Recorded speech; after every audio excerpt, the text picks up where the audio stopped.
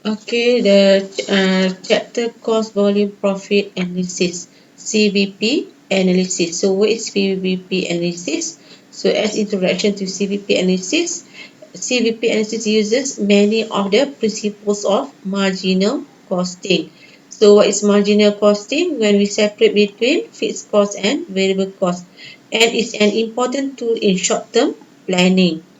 So it explores the relationships that exist between costs, revenue, output levels, and resulting of profits. Okay. So this CVP analysis is a systematic method of examining relationship between changes in volumes or output and changes in the total sales revenue, expenses and net profit. What will happen if your volume change? Is it affect your total sales revenue? Is it affect how much it affect your expenses and also the net profit? Okay, sometimes it's also known as break-even analysis. So the objective of CVP analysis is to establish what will happen to the financial results if a specified levels of activity or volume fluctuate. So if your number of units sold or the volume sold fluctuate, what will happen to the financial result? It means what will happen to the cost, to the revenue and also to the profit. The information is vital to management since one of the most important variables influencing total sales revenue, total cost and profit is volume. So this is the main factors that affect these three things. Okay. CVP analysis is important management tool, so it can be used in budgeting and planning control for decision making. Okay, planning, control, decision making. Example in decision of pricing, sales mix and product mix. And also importance of profit planning. Example, allow management to analyze the number of units must be sold to break even or earn a targeted profit. So how many units to be sold if you estimate a certain amount of profit? How a change in cost structure will affect the profit. Okay, product analysis. Example, comparing the profitability of various products if the company produces more than one type of products. Okay, we have two models, the economics models and accountants model. So we refer to the economics model first. Okay, Y axis for the cost of sales in RM, X axis for activity level. So we can see here we have two curvilinear lines. Okay, the sales line, this is the sales line. Okay, increase after a certain point it decrease. So the sales revenue or line curve downward, okay, downward here, okay, on the assumption that prices must be reduced in order to sell more. So if you want to sell more, your level will be higher, so you have to sell at the lower price. Okay, the cost line curve upwards. Okay, so upwards at a certain point it will be, okay, the the curve will be deep. Okay, so this is the assumption that the production increases, unit cost may fall, but eventually unit cost will increase with the higher sales volume as each product competes for scarce resources. After a certain level, okay, the total cost keep increasing because you need to produce more. Okay, so you need more expenses, especially the overheads. Okay, at these two line we have 2 points. Okay, when the total cost meet the total sales. So this is the first point, total cost meet the total sales line. So this is the second point. So this is BEP. Okay, break even point when the total sales equals to total cost. Okay, this is another point where the total cost equals to total sales. So we have BEP1 and BEP2, break even point 1 and break even point 2. So at break even point 1, the falling cost equals increasing total revenue. So the revenue keep increasing, but the total cost, okay, decreasing. So this one, okay, cost keep sales keep increasing above the uh, total sales above the total cost. But at BEP2, okay, the total cost after that, after BEP2, the total cost is more than total sales. So between the BEP1 and BEP2, okay, the company will get the profit. So that means the company will sell between BEP1 and BEP2 to get the profit. Okay, how about accountant's model? Okay, accountant's model is a straight line, okay, linear graph, okay, same. Y axis is the cost of sales in RM, X axis is activity levels, okay. So the sales will start from zero, okay. If you do not sell anything, so you do not get any total sales. So we start from origin, and then if you sell more, okay, number of units sold is more, so your total sales keep increasing. Okay, the total cost consists of what? Fixed cost plus variable cost. So that's why it starts from Y axis. So if you do not produce anything, you have to pay for fixed cost. So this is a fixed cost. And then if you produce more, okay, the fixed cost remain, but the variable cost keep increasing. So yeah, that's why your total cost keep increasing. Okay, so from this graph, the total sales meet the total cost line. Okay, we have BEP. It's only one BEP in accountant CVP chart. So at this point, the total cost meet the total sales. That means you do not get any profit or any loss. Okay, so in order to analyze the CVP, we have to know the assumptions. Okay, so the essentials for everyone preparing or interpreting CVP information to be aware of its underlying assumptions. So these assumptions are not recognized. Serious errors may result in incorrect conclusion may be drawn from the analysis. So what are the assumptions? Okay, the first assumptions, we should assume that variable cost per unit is constant and total cost vary proportionately with activity. That means if your number of unit produced more, so the total variable cost more, but the variable cost per unit constant. Okay, variable cost per unit is constant. Selling price per unit is also constant. Okay, selling price per unit is also constant. Okay, sales volume can be predicted with certainty. So that means you can estimate how many units to be sold. Okay. The fourth one, all costs can be resolved into fixed and variable elements. So if you have semi-variable cost or mixed cost, so you can segregate the semi-variable cost into fixed costs and variable costs. Okay, total fixed costs remain constant within the relevant range of activity. So if you refer back to the cost behavior, okay, so this is the fixed cost line. So it will constant until a certain range. Okay, the analysis relates to one product only or to a constant product sales mix. So that means if you have produced only one product, let's say product A. If you have more than one product, so constant product sales mix. So that means if we have product A, product B, so the percentage of units sold A, let's say 40%, B 60%. So this percentage is constant for the period. Okay, so it does not change the percentage. Okay, the sales mix is constant. A 40%, B 60%. Okay, this is the example. Okay, so the only factors affecting cost and revenue is volume. So this is the main factor that affect the cost and revenue, no other factors. Okay, we assume also the productivity is constant. Let's say if you use the technology, okay, the technology does not change, the production methods also remain and efficiency is unchanged. That means if you use the machine, 1 hour, machine hour can produce 10 units. So this production methods or efficiency of the machine is remain 1 hour, 10 units. So same if you use labor in the production. If you the labor can produce 1 hour 2 units, so it's always 1 hour 2 units. That means the productivity of your labor is constant.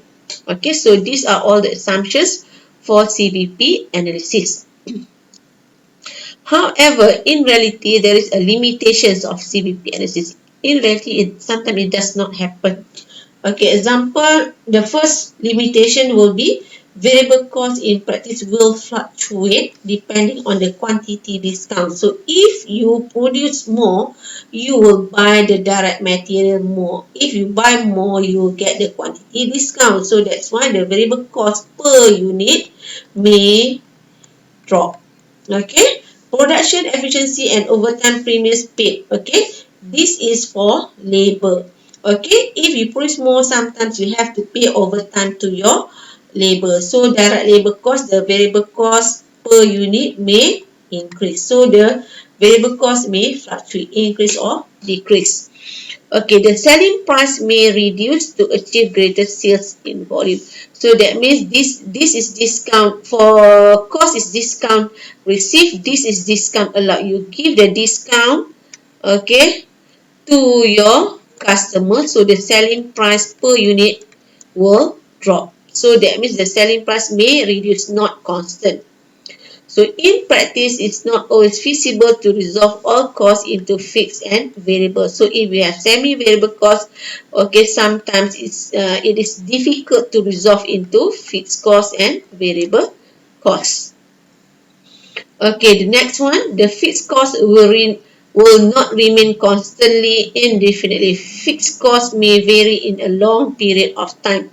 So if you refer we assume that the fixed costs remain unchanged, but in the long term, fixed costs may change because we need more overheads. Okay, and then a change in sales mix may give different results. So when sales mix change, the break-even point change also.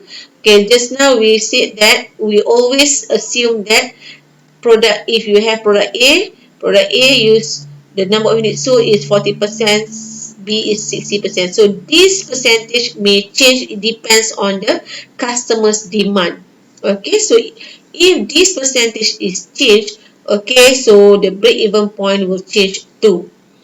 Okay, volume is not only the factors that affect the cost. So just now we assume that only volume that affect the cost. So this is the main factor. But in reality, other factors also will affect the cost, such as productivity, efficiency, productivity. If your productivity increase, that means the labor can produce faster, the cost per unit will be lower. Maybe also there is government's legislation. So the government's legislation also will affect the cost. So these are the limitations of CVP analysis. Okay, how to calculate in the CVP analysis, we have two methods, mathematical approach by using the formula and also the graphical graph. Okay, so what are the formulas that normally used in the CVP analysis? So the first formula is contribution to sales ratio, or we call it CS ratio. So CS ratio, also known as the profit volume ratio. There is two names for CS ratio or profit volume ratio. So it shows that which profit can be earned, the rate at which profit can be earned. So indicates the amount contribution made from every dollar or every ringgit of revenue earned. That means the total contribution divided by total sales revenue. How to get the contribution? Okay, contribution is sales minus variable cost. So this is in total. But sometimes we can calculate the CS ratio by using the per unit amount. So contribution per unit divided by selling price per unit. So you get the same CS ratio. So contribution per unit is the selling price per unit minus variable cost per unit.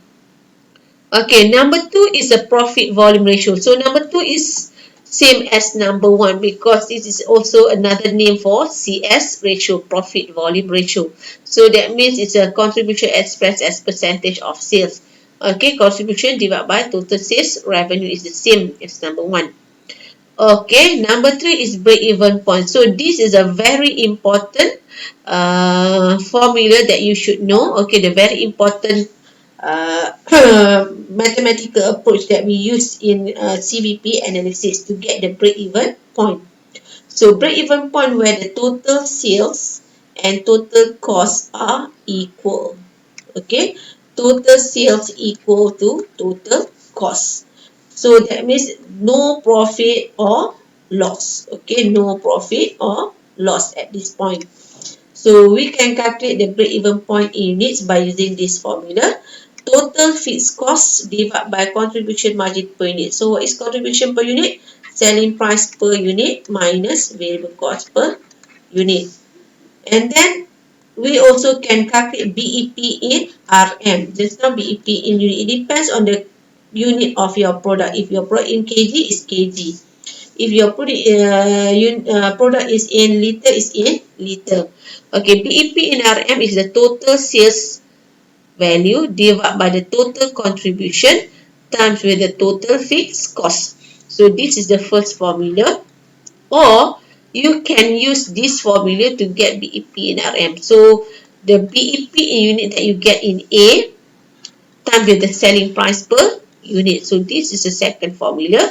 Or the third formula is total fixed cost divided by CS ratio. So you have to calculate the CS ratio first.